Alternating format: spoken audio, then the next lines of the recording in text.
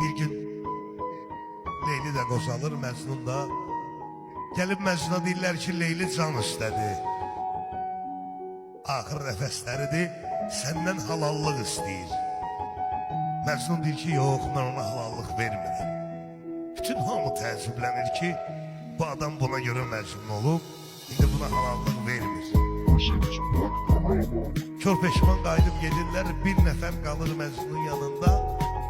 Təəccüblə soruşur ondan ki, ay Məcnun, sən Leyliyə görə Məcnun olmuşsan, niyə halallıq vermirsən ona?